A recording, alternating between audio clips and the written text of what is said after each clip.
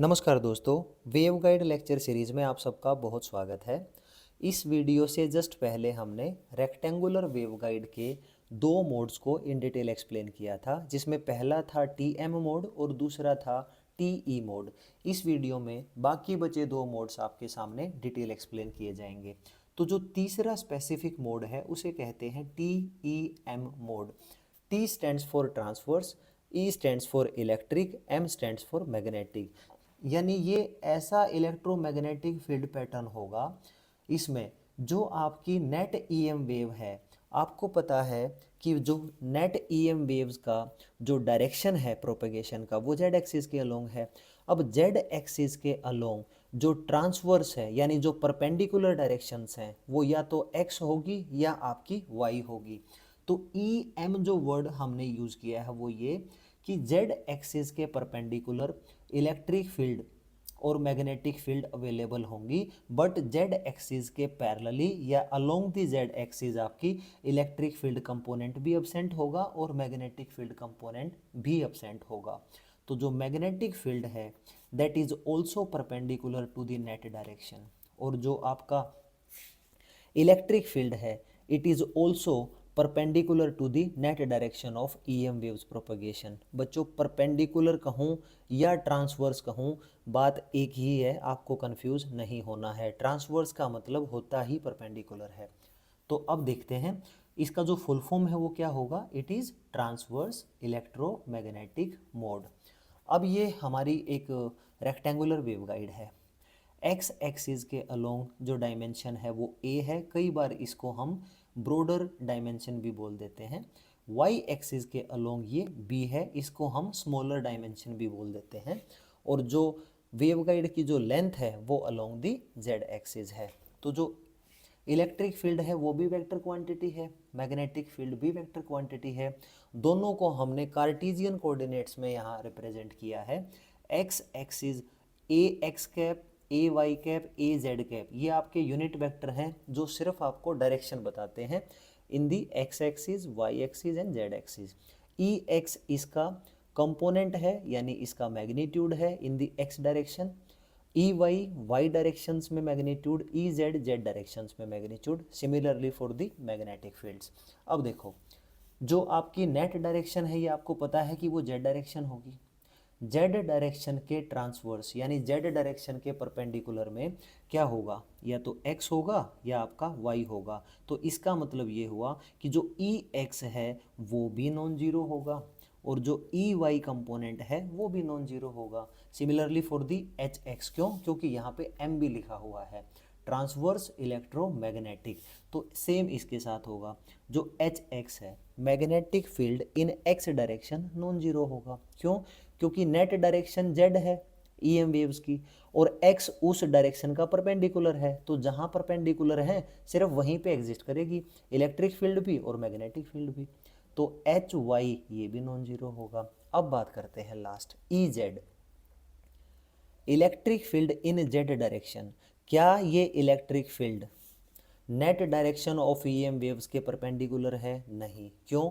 क्योंकि net direction Z axis है और ये ई जेड है, नेट डायरेक्शन के ट्रांसवर्स ना होके उसके पैरेलल है या अलोंग द सेम एक्सिस है, वहाँ पे आपकी इलेक्ट्रिक फील्ड एग्जिस्ट नहीं करेगी। तो जो ई जेड होगा बच्चों वो हमेशा जीरो होगा और जो एच जेड कंपोनेंट है मैग्नेटिक फील्ड का वो भी जीरो होगा।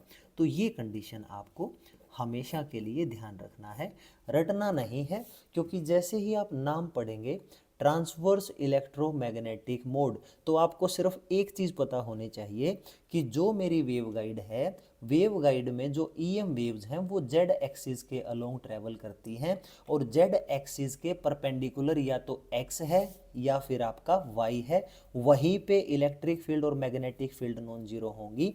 जेड एक्सिस के अलोंग दोनों कंपोनेंट आपके जीरो हो जाएंगे। This is all about T E M mode. अब हम आगे बढ़ते हैं, लास्ट जो मोड है उसे कहते हैं हाइब्रिड मोड। चार तरह के ही मोड आपको पढ़ने को मिलेंगे और हाइब्रिड मोड को in short H E mode भी बोल देते हैं। इसमें क्या होगा, इसमें ट्रांसवर्स नाम का ऐसा कोई कॉन्सेप्ट नहीं है, यानी जो आपकी नेट ईएम वेव है जो कि मैं बार बार बता रहा हूँ कि रेक्टेंगुलर वेवगाइड में जेड एक्सिस के अलोंग आपकी ईएम वेव्स ट्रेवल करती हैं, तो आपकी जो ई फील्ड है वो perpendicular to the net direction नहीं होगी। ऐसे ही जो आपकी मैग्नेटिक फील्ड है वो भी परपेंडिकुलर नहीं होगी with respect to the direction of EM waves. इसका मतलब ये हुआ कि यहाँ पे ऐसी कोई कंडीशन नहीं है कि जेड एक्सिस के अलोंग आपकी जो ई फील्ड है या एच फील्ड है वो जीरो हो, ऐसा कुछ भी यहाँ पे नहीं होता। तो यानी ई फील्ड को कार्टेशियन कोऑर्डिनेट्स में एक्सप्लेन किया, एच जेड जो एच है मैग्नेटिक फील्ड उसको भी एक्सप्लेन किया, यानी जो एच फील्ड है और जो ई फील्ड है इसके जो कंपोनेंट हैं वो हर डायरेक्शन में आपके क्या होंगे, नॉन जीरो होंगे। ये आपको ध्यान रखना है। तो कई बार अलग अलग मोड्स आपके किसी भी कॉम्पिटिटिव एग्जाम्स में पूछे जा सकते हैं। इतनी नॉलेज आपको ज़रूर होनी चाहिए कि मोड होता क्या है और कितने टाइप के होते हैं। अब हम बात करते हैं जो रेक्टेंगुलर वेवगाइड है वो किन किन मोड्स को सपोर्ट करती है। तो जो रेक्टेंगुलर वेवगाइड है, मैं रेक्टेंगुलर वेवगाइड को बार बार ना लिख के इस तरीके से रिप्रेजेंट करूँगा। ये हमारी जो वेवगाइड है बच्चों, ये बेसिकली दो टाइप के मोड को ही सपोर्ट करती है। एक मोड है आपका TM और दूसरा मोड है आपका TE। दोनों के दोनों मोड्स को ये सपोर्ट करती है। तीसरा जो मोड है TEM जो मैंने अभी पढ़ाया है आपको, इसको ये वेवगाइड कभी सपोर्ट नहीं करती है। यानी हर हाल में जेड एक्सिस के अलोंग या तो इलेक्ट्रिक फील्ड अवेलेबल होगी या आपकी मैग्नेटिक फील्ड कंपोनेंट अवेलेबल होगा। ऐसा कभी नहीं होगा कि जो आपका जो वेवगाइड है जेड एक्सिस के अलोंग जो आपकी ईएम वेव्स प्रोपेगेट करेंगी वहाँ इलेक्ट्रिक फील्ड कंपोनेंट भी ना हो और मैग्नेटिक फील्ड कंपोनेंट भी ना हो, ऐसा कभी नहीं होता।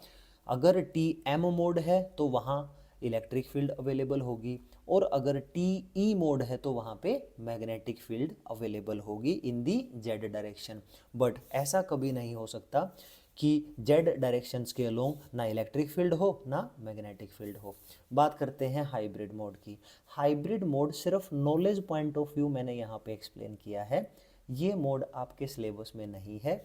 और TEM मोड वैसे ही वेवगाइड सपोर्ट नहीं करती। तो इसका मतलब मोटे तौर पे ये समझा जाए कि जो आने वाले लेक्चर हैं वो TM मोड और TE मोड से ही ओरिएंटेड होंगे और इन्हीं मोड्स में जो अलग अलग इलेक्ट्रिक फील्ड और मैग्नेटिक फील्ड कंपोनेंट हैं उनकी मैथमेटिकल डेरिवेशंस आपको कराई जाएगी। उम्मीद करता हूँ वीडियो आपको पसंद आया होगा। अगर वीडियोज़ अच्छे लगते हैं तो रिक्वेस्ट है इनको जितना हो सके इंजीनियरिंग कम्युनिटीज़ में शेयर करें ताकि सभी इंजीनियर्स फ्री ऑफ कॉस्ट अच्छी एजुकेशन ले सकें और हम इस चैनल को बड़ा चैनल बना सकें। This is the end of the video. Thank you so much for watching this video.